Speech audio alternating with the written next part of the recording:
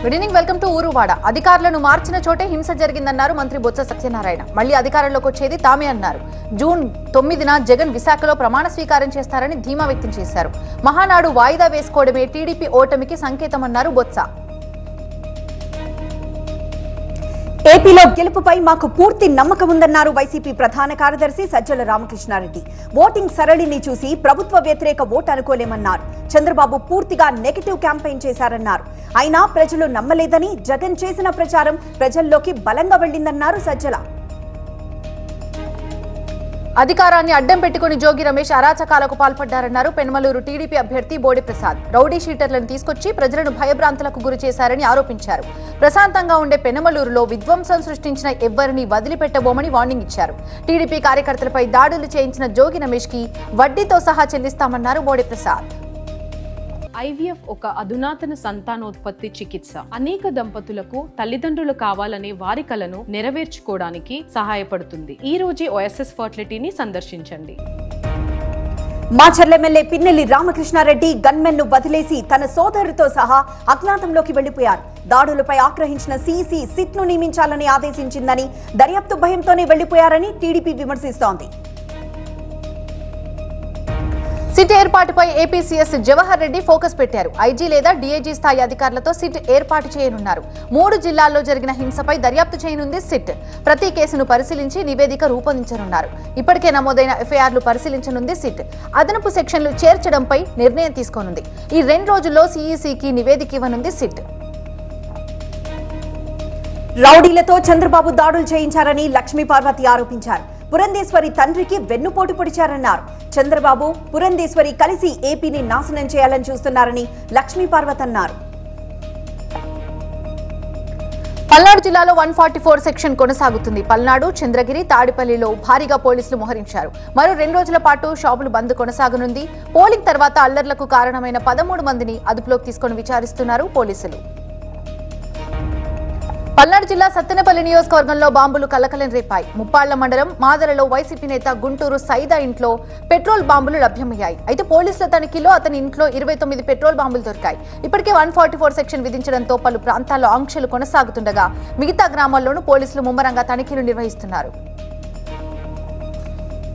తమపై దౌర్జన్యం చేశారంటూ టీడీపీ నేత చింతమనేని ప్రభాకర్ తో పాటు 30 మందిపై కేసు పెట్టారు పోలీసులు. పోలీస్ కస్టడీలో ఉన్న నిందితుడు రాజశేఖర్ ను చింతమనేని తీసుకువెళ్లాడని ఫిర్యాదులో ప్రస్తావించారు. కొప్పులవారిగూడెంలో పోలింగ్ రోజున రవిపై రాజశేఖర్ దాడి చేశారనే ఆరోపణలున్నాయి. రాజశేఖర్ ను పోలీసులు అదుపులోకి తీసుకోగా అతన్ని బలవంతంగా తీసుకువెళ్లాడంటున్నారు. అల్లర్ల నేపథ్యంలో చంద్రగిరిలో 144 సెక్షన్ కొనసాగుతుంది. గుంపులుగా తిరగవద్దని హెచ్చరించారు పోలీసులు. చంద్రగిరిలో జరిగే వారపు సంత కూడా రద్దు చేశారు. అయితే సంతకు ఎవరు రావద్దని చుట్టుపక్కల గ్రామస్తులకు కూడా సూచించారు పోలీసులు. అనుమానాస్పద వ్యక్తులు కనిపిస్తే సమాచారం ఇవ్వాలని కోరుతున్నారు పోలీసులు. అనంతపురం జిల్లా తాడిపత్రిలో జరిగిన అల్లర్లపై సీఈసీ సీరియస్ అయింది. అల్లర్ల అణిచివేతలో విఫలమయ్యారని అనంతపురం జిల్లా ఎస్పీ అమిత్ బర్దర్ పై సస్పెన్షన్ వేటు వేసింది. తాడిపత్రి డీఎస్పీ గంగయ్య, సిఐ మురళీకృష్ణపై కూడా సస్పెన్షన్ వేటు పడింది. తాడిపత్రి రాళ్ల దాడి ఘటనలో ఇప్పటికే 90 మందిపై కేసులు నమోదయ్యాయి. వీడియో ఫుటేజ్ ఆధారంగా ఇంకొందరిని గుర్తించి అరెస్ట్ చేసే పనిలో ఉన్నారు పోలీసులు. శ్రీకాకుళం జిల్లా టెక్కలిలో పెద్ద ఎత్తున పోలీసులు మోహరించారు. ఎన్నికల తర్వాత హింస జరుగుతుందనే సమాచారంతో కేంద్ర బలగాలు నౌపడ, మూలపేట ప్రాంతాల్లో బందోబస్తు ఏర్పాటు చేశారు. మూలపేట పోర్టు వద్ద ఆందోళన చేస్తారనే ప్రచారంతో పోలీసులు అప్రమత్తమయ్యారు. సచివాలయంలో మంత్రి కోమటిరెడ్డి వెంకటరెడ్డి సమీక్ష నిర్వహించారు. ఈఎన్సీ జాతీయ రహదారుల శాఖ రీజనల్ అధికారి హాజరయ్యారు. హైదరాబాద్, విజయవాడ జాతీయ రహదారిపై ప్రమాదాలు జరిగే బ్లాక్ స్పాట్స్ ని గుర్తించారు. ప్రమాదాలు నివారించే చర్యలపై ఈ సమావేశంలో చర్చించారు. ధాన్యం తరుగు పేరుతో మిల్లర్లు రైతులను మోసం చేస్తున్నారని మండిపడ్డారు బీజేపీ నేత మహేశ్వర్ రెడ్డి.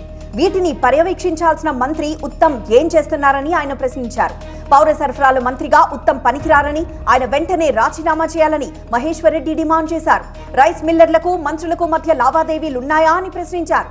మంత్రి అండతోనే మిల్లర్లు రెచ్చిపోతున్నారని మహేశ్వర్ రెడ్డి ఆరోపించారు.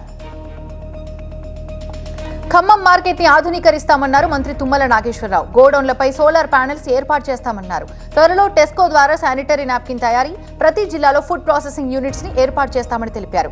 బుగ్గపాడు మెగా టెక్స్టైల్ పార్క్ లో వచ్చే నెలలో పరిశ్రమల ప్రారంభోత్సవం జరుగుతుందని తుమ్మల స్పష్టం చేశారు. సీఈఓ వికాస్ రాజ్ను కలిసి మెదక్ బీఆర్ఎస్ అభ్యర్థిని డిస్క్వాలిఫై చేయాలని ఫిర్యాదు చేశారు బీజేపీ నేత రఘునందన్ రావు. బీఆర్ఎస్ నేతలు ఒక్కో ఓటర్కు 500 రూపాయలు చొప్పున పంచారని తెలిపారు. ఎన్నిసార్లు ఫిర్యాదు చేసినా పోలీసులు పట్టించుకోలేదన్నారు.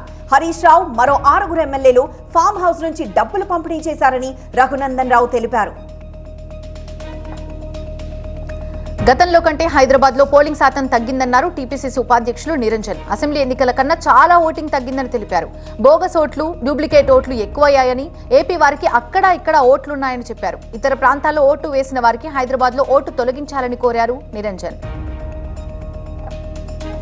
బీజేపీపై కాంగ్రెస్ సీనియర్ నేత జాతీయ కిసాన్ కాంగ్రెస్ ఉపాధ్యక్షుడు కోదండ్ రెడ్డి విమర్శలు గుప్పించారు. విపత్తొచ్చినప్పుడు స్పందించడం కేంద్రం బాధ్యత అన్నారు. వ్యవసాయ పరికరాలపై జీఎస్టీ వసూలు చేయడం దారుణమన్నారు. తెలంగాణకు 5,000 కోట్ల రూపాయల ఆర్థిక సాయం చేయాలని డిమాండ్ చేశారు. అక్రమ కేసులకు బెదిరేదే లేదన్నారు బీఆర్ఎస్ నేత బాల్కసుమన్. ఎన్నికల్లో బీఆర్ఎస్ కి దెబ్బ కొట్టాలనే కవితని అరెస్ట్ చేశారన్నారు. అయితే ఢిల్లీ లిక్కర్ పాలసీతో ఏ ఒక్కరికి నష్టం జరగలేదన్నారు. అంతకుముందు తీహార్ జైల్లో కవితతో ములాఖత్ అయ్యారు బీఆర్ఎస్ నేతలు బాల్కసుమన్, ఆర్ఎస్ ప్రవీణ్. ధాన్యం కొనుగోలులో ప్రభుత్వం విఫలమైందన్నారు సిర్పూర్ ఎమ్మెల్యే పాల్వాయి హరీష్. యాసంగి పంటను 25% కొనుగోలు చేశారని, సీఎం సమీక్షలు చేస్తున్నా ఏ మాత్రం ఉపయోగం లేదన్నారు. సీఎం సమీక్షకు వ్యవసాయ శాఖ మంత్రి కూడా వెళ్లలేదన్నారు పాల్వాయి హరీష్. కుటుంబ సమేతంగా విదేశీ పర్యటనకు వెళ్తున్నారు సీఎం జగన్. ప్రత్యేక విమానంలో ఇవాళ రాత్రి 11 గంటలకు లండన్ కి వెళ్తారు. ఇంగ్లాండ్ తో పాటు ఫ్రాన్స్, స్విట్జర్లాండ్ లోనూ పర్యటించనున్నారు. జూన్ 1 వరకు ఈ పర్యటన కొనసాగనుంది. జగన్ విదేశాలకు వెళ్లేందుకు సిబిఐ కోర్టు ఇప్పటికే అనుమతిచ్చింది. రాయలసీమ యూనివర్సిటీలోని కంట్రోల్ రూమ్ లో స్ట్రాంగ్ రూమ్ ల లైవ్ ఫీడ్ ను పరిశీలించారు కలెక్టర్ సృజన. ఈవీఎం యంత్రాలను భద్రపరిచిన ఇంజనీరింగ్ బ్లాక్, లైఫ్ సైన్స్ బ్లాక్లను జిల్లా ఎస్పీ కృష్ణకాంత్ తో కలిసి పరిశీలించారు కలెక్టర్. నిజామాబాద్ జిల్లాలో మిల్లర్ల కోతలకి రైతులు లబోదిబోమంటున్నారు. అన్యాయానికి గురవుతున్నామని ఆవేదన చెందుతున్నారు రైతులు. ఇప్పటికే అన్ని రకాలుగా దెబ్బతిన్న తమను కోతల పేరుతో మరింత కుంగదీయొద్దంటున్నారు.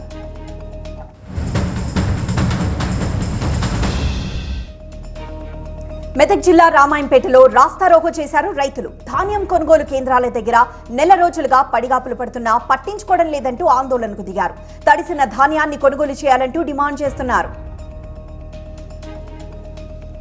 ఉమ్మడి కరీంనగర్ జిల్లాలో 3 రోజులుగా అకాల వర్షాలు కురుస్తున్నాయి. వరి ధాన్యం తడిసి ముద్దై తేమ శాతం పెరగడంతో ఎవరూ కొనుగోలు చేయడం లేదు. తేమతో సంబంధం లేకుండా కొనుగోలు చేయాలంటూ కోనరావుపేట మండల కేంద్రంలో రైతులు ఆందోళన చేస్తున్నారు.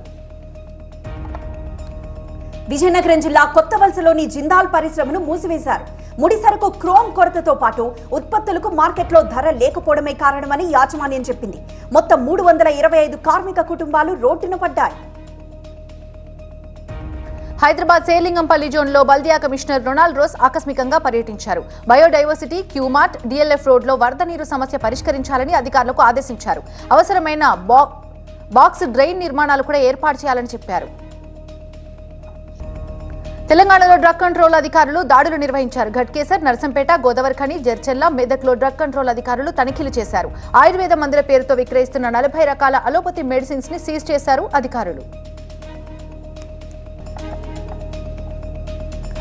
విజయవాడ అయ్యప్పనగర్లో విద్యుత్ ఘాతానికి గురైనటువంటి బాలునికి సిఆర్పీ చేసి ప్రాణాలు కాపాడింది ఒక డాక్టర్. 6 ఏళ్ల బాలుడు సాయికి ప్రాణదానం చేసిన డాక్టర్ రవలి వీడియో ఇప్పుడు సోషల్ మీడియాలో వైరల్ అవ్వడంతో అందరూ ఆమెను అభినందిస్తున్నారు. తిరుమలలో ఒక్కసారిగా రద్దీ పెరిగింది. భక్తులు భారీగా తరలి వస్తున్నారు. దీంతో శ్రీవారి దర్శనానికి 24 గంటల సమయం పడుతోంది. శిలా తోరణం వరకు భక్తుల క్యూ లైన్ కనిపిస్తోంది. నిన్న శ్రీవారిని 76,369 మంది భక్తులు దర్శించుకున్నారు. హుండీ ద్వారా 3,63,00,000 ఆదాయం వచ్చింది. మావోయిస్టు పార్టీ నిర్మూలన పేరుతో అమాయక ఆదివాసులని పొట్టన పెట్టుకుంటున్నారని మావోయిస్టు పార్టీ కార్యదర్శి ఆజాద్ పేరిట లేఖ విడుదలైంది. ఛత్తీస్గఢ్ లో భద్రతా బలగాలు 3.5 నెలల కాలంలో 103 మంది ప్రాణాలు తీశాయని ఆరోపించారు. హైదరాబాద్ కు మరోసారి రెయిన్ అలర్ట్ వచ్చింది. ఉత్తర, దక్షిణ ద్రోణి ప్రభావంతో మరో 2 రోజులు భారీ వర్షాలు కురుస్తాయని వాతావరణ శాఖ తెలిపింది. హైదరాబాద్ తో పాటు పలు జిల్లాలకు వాతావరణ శాఖ హెచ్చరికలు జారీ చేసింది. రంగారెడ్డి, కరీంనగర్, మెదక్, సంగారెడ్డి జిల్లాల్లోనూ వానలు పడతాయన్నారు వాతావరణ శాఖ అధికారులు. ఉమ్మడి కృష్ణా జిల్లా వ్యాప్తంగా భారీ వర్షం పడుతోంది. వానతో నగరంలోని పలు లోతట్టు ప్రాంతాలు, శివారు ప్రాంతాలు మొత్తం జలమయమయ్యాయి. డ్రైనేజీలు నిండి రోడ్లపై మురుగునీరు పొంగి పొర్లిపోతోంది. బాపట్ల జిల్లాలో భారీ వర్షం కురిసింది. ఉరుములు మెరుపులతో కూడిన వానలు హడలెత్తిస్తున్నాయి. రేపల్లెలో కురిసిన వర్షంతో వీధులు మునిగాయి. జిల్లాలోని పలు ప్రాంతాల్లో వర్షం పడింది. కాంగ్రెస్ సమాజ్వాదీ పార్టీలు అధికారంలోకి వస్తే రామ మందిరం పైకి బుల్డోజర్ తెస్తారని మోదీ విమర్శించారు. రాముడు తిరిగి టెంట్లోకి వస్తాడని చెప్పారు మోదీ. బుల్డోజర్లు ఎక్కడ నడపాలో యోగి దగ్గర ట్యూషన్ తీసుకోవాలని సూచించారు ప్రధాని. కాంగ్రెస్ ప్రభుత్వ దుష్పరిపాలన వల్ల కర్ణాటకలో శాంతి భద్రతలు లోపించాయన్నారు మాజీ సీఎం జగదీష్ షెట్టర్. రాష్ట్రంలో చాలా చోట్ల నిత్యం హత్యలు, దోపిడీలు జరుగుతూనే ఉన్నాయన్నారు. నేహా, అంజలి హత్య కేసులను వీలైనంత త్వరగా పరిష్కరించాలని డిమాండ్ చేశారు మాజీ సీఎం. పంజాబ్లో మొత్తం 13 స్థానాల్లో తమను గెలిపించాలని కోరారు ఢిల్లీ సీఎం కేజ్రీవాల్. అమృత్సర్లో ప్రచార సభలో మాట్లాడుతూ జూన్ 2న తాను మళ్లీ కోర్టులో లొంగిపోవాలని చెప్పారు. జూన్ 4న లోక్సభ ఎన్నికల ఫలితాలు వెలువడినప్పుడు పంజాబ్లో ఆపు 13 సీట్లు గెలిస్తే తాను సంతోషిస్తానని తెలిపారు కేజ్రీవాల్. ఈ ఎన్నికల్లో బీజేపీకి 400 సీట్లొస్తే రాజ్యాంగాన్ని రద్దు చేస్తారన్న విపక్షాల ఆరోపణలకు కేంద్ర హోంమంత్రి అమిత్ షా కౌంటర్ ఇచ్చారు.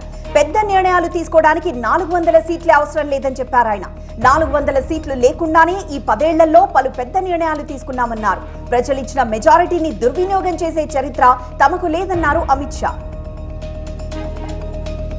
అవినీతి కేసులో జైలుకు వెళ్లి బెయిల్పై బయటకు వచ్చిన వ్యక్తి తనకు ఓటు వేయాలని కోరటం తాను మొదటిసారి చూస్తున్నానని కేంద్ర మంత్రి అనురాగ్ ఠాకూర్ అన్నారు. అరవింద్ కేజ్రీవాల్ కి నైతికత ఉంటే రాజీనామా చేయాలన్నారు. లేకుంటే జూన్ 2న ఆయన మళ్లీ జైలుకు వెళ్లడం ఖాయమన్నారు అనురాగ్. చార్ధామ్ యాత్ర ఏర్పాట్లను ఉత్తరాఖండ్ ముఖ్యమంత్రి పరిశీలించారు. భక్తులు ఎదుర్కొంటున్న సమస్యలను అడిగి తెలుసుకున్నారు. యాత్రకొచ్చే వాళ్లకు తప్పనిసరిగా తమ పేర్లు నమోదు చేసుకోవాలని సూచించారు. తమిళనాడులోనూ భారీ వర్షాలు కురుస్తున్నాయి. చెంగల్పట్టు జిల్లాలో చెట్లు విరిగిపడ్డాయి. తిరువల్లూరులో పలు గ్రామాలకు రాకపోకలు నిలిచిపోయాయి. 6 జిల్లాలకు ఎల్లో అలర్ట్ ప్రకటించారు అధికారులు. మత్స్యకార గ్రామాల ప్రజలు అప్రమత్తంగా ఉండాలని ఆదేశించారు.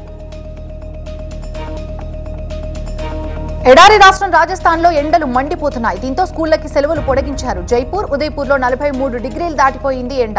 శీతల పానీయాలతో సేద తీరుతున్నారు అక్కడి జనం. బెంగాల్లోని సిల్గురిలో అక్రమంగా సిమ్ కార్డులు విక్రయిస్తున్న ముఠాను పట్టుకున్నారు పోలీసులు. 3 సిమ్ కార్డ్ బాక్సులను సీజ్ చేసి ఒకరిని అరెస్ట్ చేశారు. భారత్ బంగ్లాదేశ్ సరిహద్దు ప్రాంతంలోని పుల్బరీలోని జాలికాలీలో ఈ ఘటన చోటు చేసుకుంది.